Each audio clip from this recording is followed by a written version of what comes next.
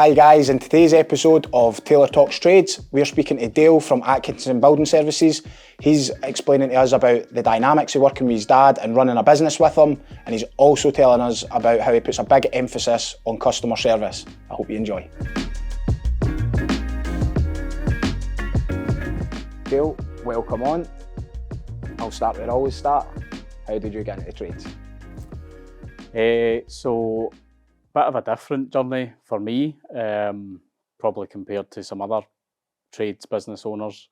I was always involved with my dad in his business as a kind of sole trader from early teens. Always kind of helped out, and then I actually went to university and did electronic and electrical engineering. So did that until I was about 21, and then stayed on and did some research in the university after that. But all that time I was still kind of helping in the background with quoting and eventually kind of helping survey and stuff like that. So I was always involved. And then 2015 was when we changed to a limited company and tried to kind of push it on and get more guys and form it more into a kind of company and get a brand and things like that, which was kind of spearheaded by myself to push it on.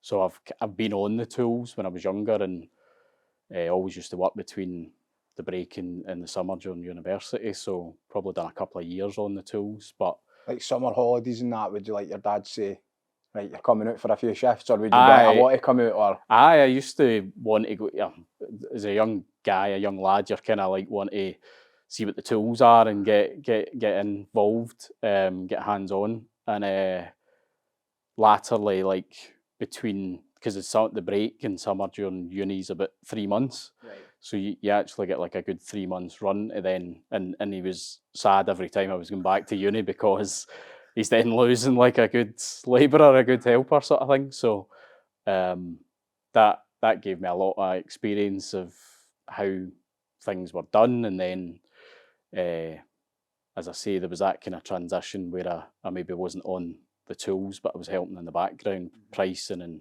surveying and things. So I took a kind of sidetrack into the back end, into the office side of it. And now predominantly I'm in the office all the time and doing liaising with the customers, doing the back end stuff, whereas it's quite a good split, that, because what you like normally find is like a tradesman will kind of start up their own business because they're good at that trade, but then they really quickly find it's like, well, how do you actually put a detailed quote together, or how do you do a proper estimate, or getting materials prices isn't as easy. That's usually the shortfall. So I can see how your dad would be a bit sad where he's like, you've been there for 3 months and you're trying to go back to uni, and he's like, you've probably filled that gap. That's quite a big step for a lot of like self-employed trades guys to make. Like I was the same. It's like you try and do it all yourself. You're taking on Facebook inquiries, email inquiries, phone calls, whilst actually for me it was up roofs and fixing roofs and then looking at jobs at night and trying to quote. But it's like that. It's quite a nice wee sort of fitting element to just. It's kind of just evolved. I went into the business full time 5 years ago in 2017, and it just kind of evolved. We never really, I guess, intentionally made that split, but I think it does. More recently, we've realised that it does actually give the customers a really good balance, because he runs the jobs, he's on a lot of the jobs, or between them and updating the customer on site. I'm in the back end doing stuff, so it kind of tackles both those sides of it. He probably doesn't like the paperwork side of it, so well, there's admin and all that you don't really like, but the side of it that kind of running the business and stuff like that, and the back end office side is probably more my forte than actually being out on the tools. Quite a good fit then. So it wasn't really the plan then as such. So when you were at uni doing was it electrical engineering that you said? I did electrical engineering. Right. Always wanted to. I was good at maths and technology and computing and things like that. So I always wanted to get a degree in engineering. But I think being so involved, even as a kind of sole trader business, you get the bug for wanting to try your hand at it and see where you go. And I always thought that after I got the degree, it's easier to, with less responsibility, to go and try and push a company forward, and then I could, if it didn't work out or I didn't want to do it, I could always fall back on the degree to an extent, rather than get into a career and then trying to walk away later in life. So, bit naive before you probably had that before you actually go limited and take staff on and all that. You're kind of just learning as you go, and I tried to read up as much as I could beforehand, but you don't. There's no manual for this. No, it doesn't sink in, and you don't learn it until the problems pop up and you've got to deal with it, and you're spinning a lot of plates and wearing a lot of hats as a small business, probably even yourself still, so it's a challenge. I've always liked a challenge, but it is a challenge at times. I think the kind of emotional side of it's the bit that you've got to learn, because it's business and you kind of need to somewhat separate yourself from it. That was probably something that was really difficult at the start, because you're then working with a family member and your dad, and trying to learn how to work during the day, but then leave it in the office or leave it at the door and continue on, because things go wrong at times and things get a bit heated, and then you've got to kind of, one of us has to pick up the phone an hour later and just move on from it and just kind of continue on, and just it's part and parcel. What's the kind of line with that? Because like I can imagine there must be like certain things that will get said or you'll do with each other that, like, if that was an employee you probably wouldn't get away with, or you managed to find quite a bit of middle ground with that? We try and keep it professional, but sometimes, your family tie probably gets in the middle a wee bit. So we do sometimes when it's stressful, like between us, we get at each other, but you've kind of got to just move on from it, because at the end of the day, you've even during a day, do you know what I mean? If it happens in the morning, you've got to dust yourself off and just get back to it, because we need to communicate about jobs and we need to keep things moving. And it's difficult. It's difficult because, but I think we've learned what happens in the business, and what's kind of said if stuff's stressful is work and like outside of work, and you've still got that close connection, apart for that, because you don't want it ruining it. Do you know what I mean? We were always quite close when I was growing up, and it was a bit weird to come into the business full time and start getting shouted at for doing something wrong. And normally you would take that in the chin because you're a kid sort of thing, or child. But latterly, as I've kind of took more roles on and evolved, like you've got to kind of fight your corner as well. It's quite interesting, eh? Like when I'm listening to you, I'm just thinking like how do you differentiate what a row is? It's like, is that me getting grounded, like, or is this actually like I've done something wrong in the business? But I've been in for like 5 years, and probably for the first 3 years, just kind of took a lot of it on the chin, and just because it's habit, maybe if you get family relationship. But latterly, standing my ground a wee bit more, because you're also kind of business partners and professionals as such, so you can have your moments. But it's a fine line, eh? It is, like when I'm listening to you, I'm just thinking, it is like it'd be difficult. Like I've got like my wife in the business, and we always kind of call it like the hokey cokey. It's kind of been like in out, because like the amount of times that exact same thing as you in the earlier days. Like, whereas your dad brought you in for that admin side and a help, that sort of bit, like I needed that. And I think that's probably a natural instinct for tradesmen to go, who's the closest person to me that could help? But if it doesn't work out, it's no an employee as such, maybe. And I done that with Kelly a wee bit, and then she would take some things on, and then it would be like, there just was a fine line where it would be like, you maybe be arguing, and then it's like, is this work or is this actually personal life, or where? And there was no line, and we just ended up working like 24/7. And even with my brother as well, it's like him trying to get used to being like, oh, that's my big brother, and I'm trying to make him better at, like, he was going through his apprenticeship, and I'm trying to make him better at, have the best opportunity to be the best roofer he can be, or go as far as he can in his career. And it's like that kind of bit of friction where it's like, well, why are you giving me a row? Like, you're meant to be my brother. And it is hard. Family's really hard. Because some of my other members of family have worked at the business over the years, and like at times uncles and stuff like that, and then I become a kind of a boss figure to them, and it's difficult, you know.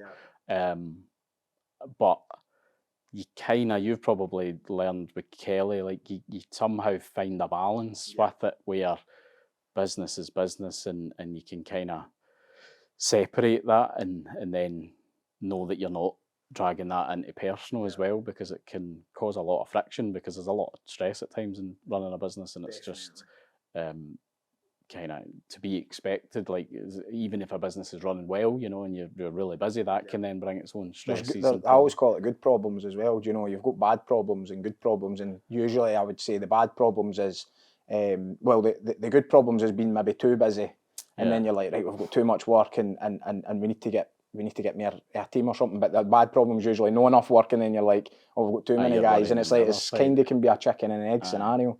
It's always a balance of trying to have enough staff and size to deal with what's coming through the door, but at the same time, you never want it to be out of balance, because that's when it causes problems either way. So it's difficult. But I think we've definitely realised more recently that is a kind of unique selling point for us to customers, that we've got that balance. Both sides. Aye. He's really good at the kind of projects when they're running, and keeping them running and getting everything right, and making sure the standards and quality's where it needs to be.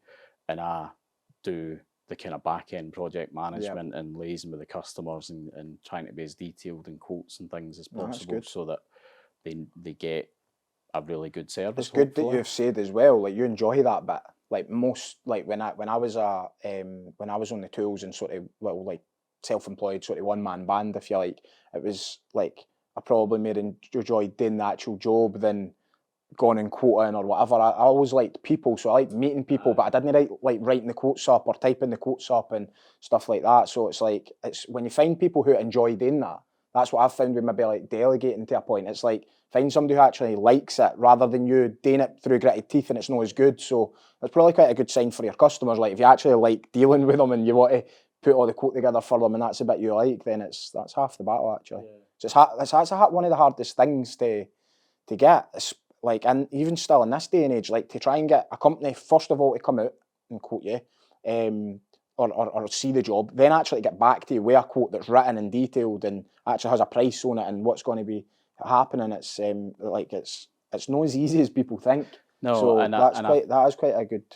I think that a lot of customers, they maybe don't think about your side of it and what you're dealing with and how busy you are. You know, you might tell somebody how busy you are, but they still want you to come out within a couple of weeks and give them a quote for something that might, for our case, maybe start for a year ahead. And it's that over the last 18 months, 2 years, has been that really difficult balance with trying to manage people's expectations, because even giving somebody a quote for something that's going to start a year ahead in the last 18, 24 months is probably invalid by the time you get to it. So it's difficult from that point of view. We try and book people in, survey and turn around quotes as quickly as we can and hit the mark on it, because that's your first kind of steps to gaining customers' trust, because our industries get some bad operators that, get tainted for a lot of us, and we've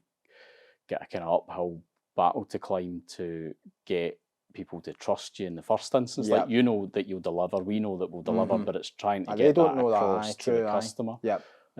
Sometimes I try and see it from the customer's point of view, because when you put so much effort in every day to hitting that mark on quality and service, you are quite assured in yourself that you know that you're delivering it, but they don't know that unless it's a lot of our stuff's word of mouth and things. So that probably is good, because then somebody's giving them a personal recommendation. So do you think it's just building it up from the beginning then? So if somebody does get in touch, it's like you're communicating straight away. Even if you say, I can't go out for a couple of weeks, it's like, look, I will come out to you, but this is why I can't come out right now. And then I guess if you do that, rather than just no answer the email or no look at it, I think a lot of trades guys, maybe they just, as soon as something comes in and they're busy right now, they're like, oh, well, I'm not answering that because I can't take it now. But not even as much as saying, I can't come to you or that. It's just like, and then when the work kind of maybe slows down a bit, or a job finishes up, a bigger job they're on, and the work dries up, they're then at a point where they're like,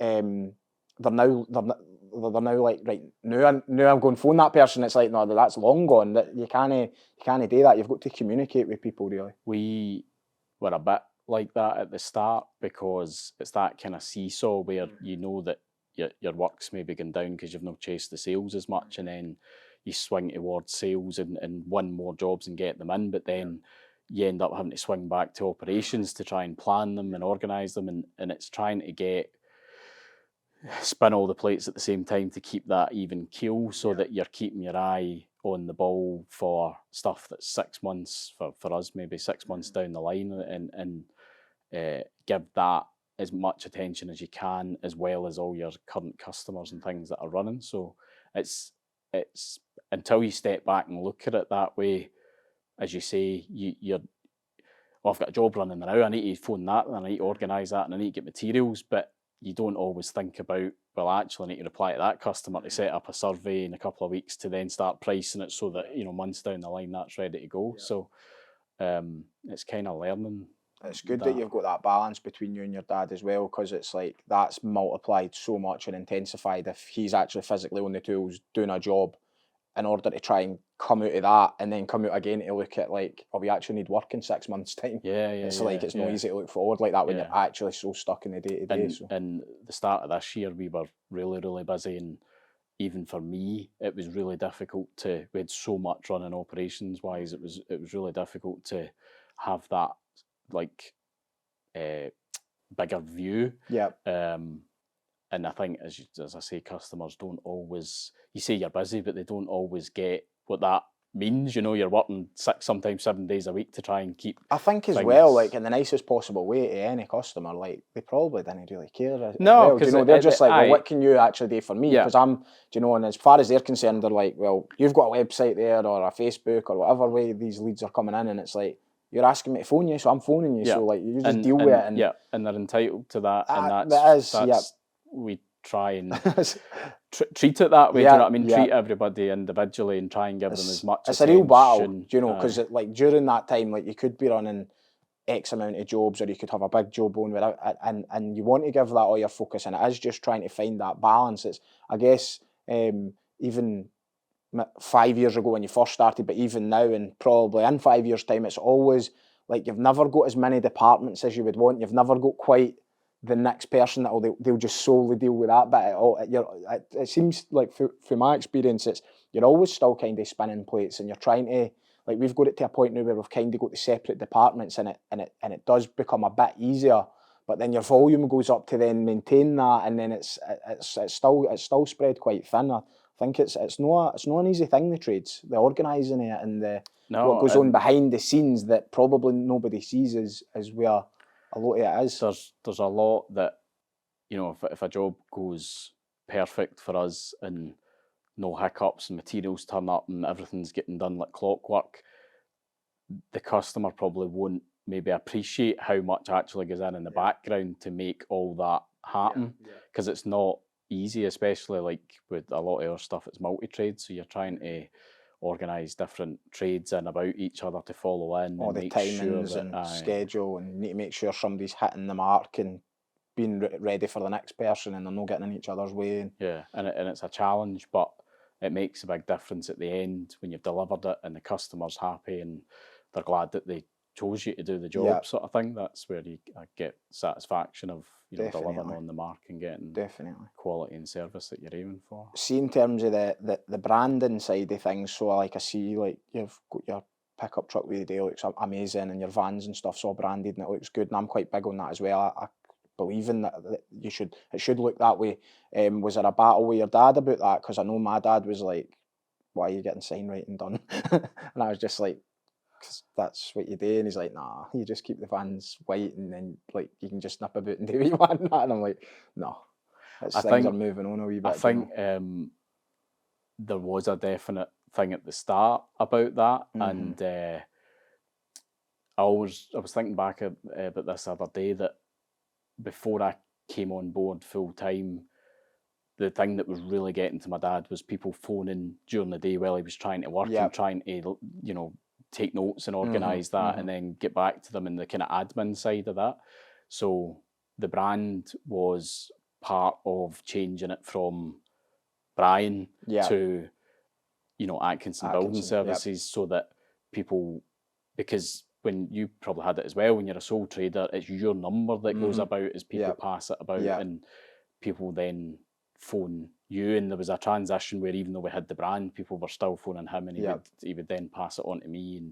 And we've got there now that people are more attuned to the brand and come through the website or email or phone the office rather than directly phoning him, which has been a transition. No, that's quite a good. It's a good selling point to him as well. This will stop the phone calls, but we need to brand it up the right way. Yeah, and I think it's also as you become more of a company, that comes with more costs and overheads, and to be able to manage that and keep on top of that, I think you need to then look a bit more professional. No, that makes sense. So that, you know, I think it's very difficult to probably have a professional company where you're trying to cover all the bases and all the overheads while not being branded and not having a strong company feel that you know you're delivering on it. Because I think customers probably, what white van man probably think cheaper. Whereas if you've got a brand, they probably as a company they'll probably be charging a bit more. So that the expectation and the what they expect from that's probably different. And you've probably found that as well. No, like, it does make sense. Having a website and having the brand and everything, and even, you know, video content and stuff like that. It's trying to give your customers that value, I guess, that shows. It can be quite difficult, I think. I've even found it now. Like, we do a lot of video content and go to the website and put a lot of what we do, but it's sometimes even difficult to just show like your customers or the outside world like how big your company is, and what's actually going on behind the scenes. It's like you've probably got the same at your level, and like my company's a bit bigger than yours, and but we've got the same. It's like I don't think really anybody appreciates just how much there actually is in at that back end, and it's like it's not that you want to say, oh, look at what we're having today here, because like, you know, it's a pleasure to be able to have that amount of customers and need to have all the people in place to deal with it. But it is quite a big it takes quite a lot of people put together to actually make it work, especially when you start to scale up. And probably for like you and Brian, it's just like it is seriously spinning a lot of plates all the time. And the thing is, it's like trades can get a bit of a bad rap for maybe no getting back to a customer or something. I seen something on social media, somebody had shared it, and it was like, I think it was about McDonald's, but it was like you could go to McDonald's and they get your order wrong like 50 times and you still go back, but you go to like a tradesman and doesn't turn up once, or he makes a mistake and then doesn't come back straight away to fix it, and it's like you just never use them again, plus you'll 1-star review and just absolutely annihilate them. And it's like there's quite a high expectation, I think, and I think for us in the domestic market, if you stay just in the domestic market, it's difficult to make it work as you try and grow it as a company, because a lot of companies probably have to go commercial to be able to get the rates that they need to then support the back end and the overheads. There's that many people that are self-employed that start out and maybe have a couple of staff that are still, you know, being able to manage it themselves and spin the plates that maybe are a bit cheaper. And there's a lot of those kind of operators, so it's hard to break that barrier to like get to yourself to try and makes sense, get to that size and still stay within the domestic market, to try and give a really good service and consistent service, but to just do it for domestic customers, I don't think customers really appreciate or realise, because a lot of bigger companies in domestic might be, you know, in insurance, they do the insurance side of it, and that gives them the volume or whatever they need, or the rates that they need to make it work. I totally resonate with you. I would say we're similar. It's like we're trying to have a really good brand, have like quite a big operation that makes everything be as close to perfect as it can be. It's really hard just try to even get one job right, as you'll know, but like when we're running maybe sometimes 20, 25 jobs a week, depending on what we've got on, it's so hard to get all of them right, but that's what we want to do. And in order to deliver that, you've got to have a good team behind you, you've got to have management, you've got to have supervisors, office schedulers, like admin, everything, and systems and processes, and that's something that we're going through. And every time you try and make it better, we do realise like there's probably not that many companies at our size. But it's quite easy to look like it online. Like it's quite easy to just have a website and just look the same size as us. But to actually have all of that going on underneath there, it's like you said, it does come with an overhead. So you naturally become a wee bit more expensive, but you're actually given a service that probably most of your competitors just can't compete with. They just can't compete with that. But the customer's point of view, they probably didn't know until they actually get started about whether they've made the right choice or no, if that makes sense. But it's just probably sometimes trying to educate customers as well, and just explain to them, look, this is why we're a wee bit more expensive, because we take this seriously and we take that seriously. And if something does maybe go wrong, you'll get us back. You phone our office and we'll come back out and we'll get it sorted. And you're probably judged more on that rather than, you didn't want somebody just coming in, doing the job quick and cheap or whatever, then away they go, and it's like you just never hear from them again, and you've not really got much peace of mind. I think it's difficult from a customer's point of view maybe to understand and see the differences between if they get 3 quotes and they were to get you or I in, and then smaller companies, there'll probably be a difference in the price, and they might end up going with the cheaper one, but that doesn't always work out the best. And it's trying to communicate that without sounding like you're promoting yourself. Yeah, no. I recently heard about a customer that had inquired with us, and we gave them some rough costs about an extension build, and we didn't get it, which is fair enough.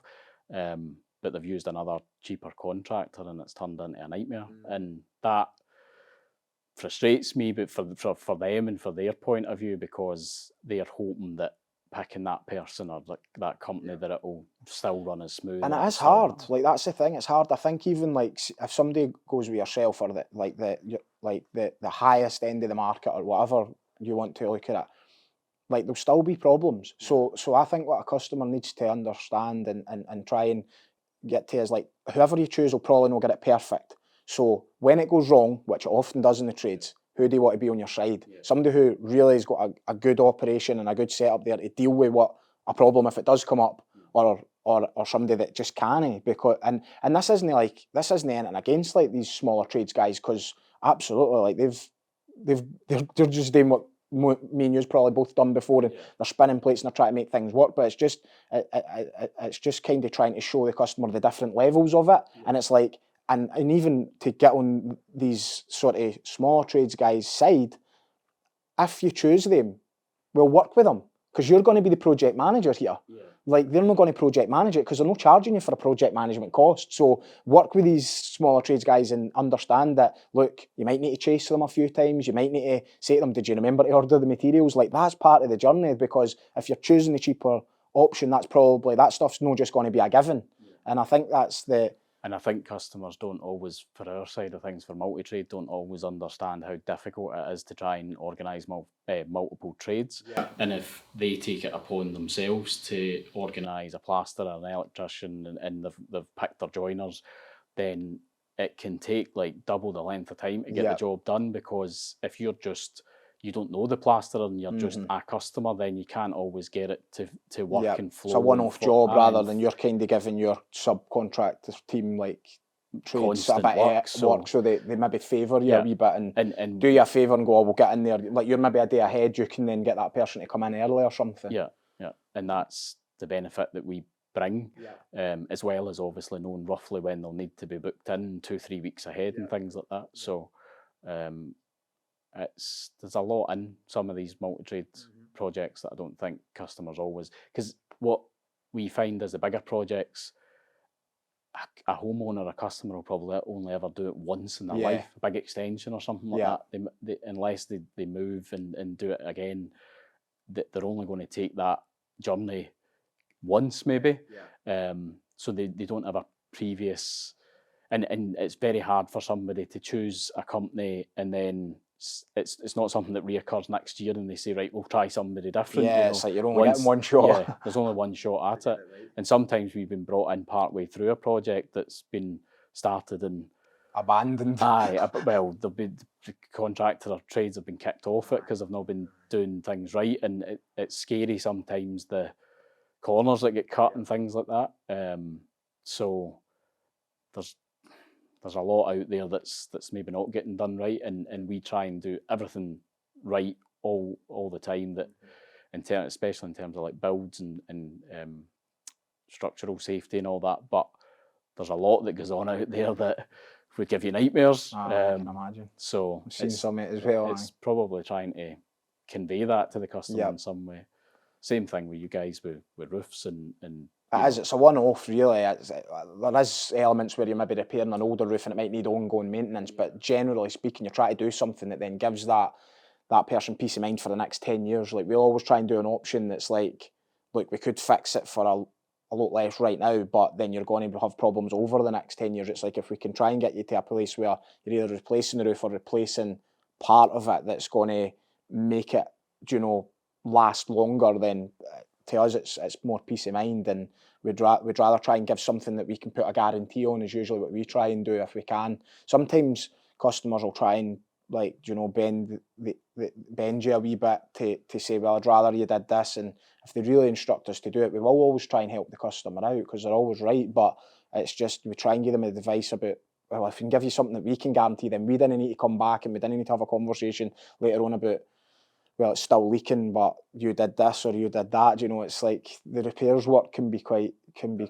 difficult because you're trying to diagnose it and just understand what it is, and then get it repaired first time if you can, but it doesn't always happen. So it's just probably laying out them expectations, I guess, when you're doing it. But as in terms of the roof replacements, like, that's a big kind of part of a homeowner's probably journey, and is like, get the roof over their head. It's peace of mind, and you want that right for a long time. You want to, in my opinion, you would want to do it with somebody who's like a brand and that's going to be there probably for that 10-year guarantee or beyond or whatever, But yeah, and one of the things we've found with our stuff, the bigger projects, is that especially in the last 18-24 months, things have been moving so quickly in terms of material costs and even labour costs, that architects are doing designs for customers and maybe sometimes not even giving them a kind of budget cost of what it might be, or they give them something that's maybe a bit outdated, and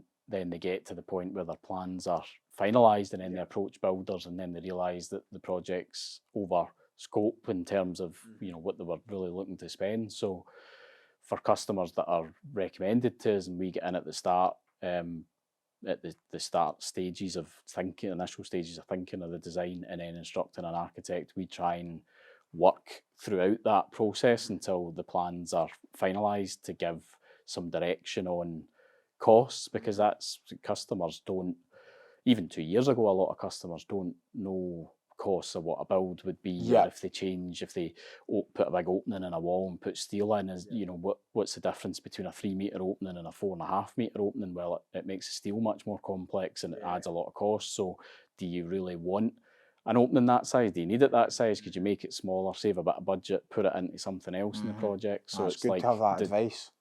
Design engineering, or the kind of value engineering, to try and get the best out of the customer's budget in some cases. So well, you've obviously survived COVID and everything, keep coming through, and then there's talk of this recession and stuff. What's kind of for you going forward? Is it just trying to just keep everything kind of ticking as such, and like a lot of business owners, or is there growth plans, or what's the sort of?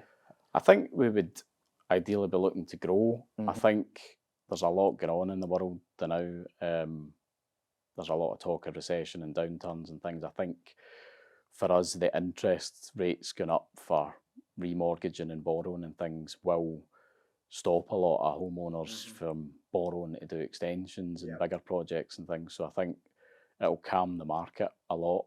To some extent, it maybe needs to happen, because maybe the same for yourselves with materials and things. They've just, because the demand's been so high, the material prices have just been kind of creeping up over the last 2 years, and it can't stay at that. It needs to kind of level and then start to come back down. So it looks as if some stuff's already coming down in terms of material costs. So that will maybe make projects a bit cheaper again for customers. But it's about time, eh? I've seen some of the prices coming down, and maybe a wee bit the battle, but no the battle as such, but for the last probably 18 months or so, like you said, the suppliers have probably had the extra demand of like everybody who was at home like became DIYers, like they were doing their own fencing, decking, or they were just getting companies in to just do it. So there was like everything just spiked so much because we're spending so much time at home. And I think the suppliers are got actually like used to that. But now that's actually changing hands a wee bit, and I've seen the suppliers are now coming and saying, look, how can we do a wee bit more business with you and things like that. I think it is quietening down, especially in that front, and that's what's probably needed to try and bring the prices back down a bit. Will you need to adapt a wee bit then, do you think, or will you just see you can't not got a crystal ball, I guess. So I think we've got a good pipeline of work just now. We have had for 2 years, so I'm hoping to try and keep 6+ months ahead to give us time to adjust if things, you know, if the landscape changes and you're not getting as many inquiries and things like that.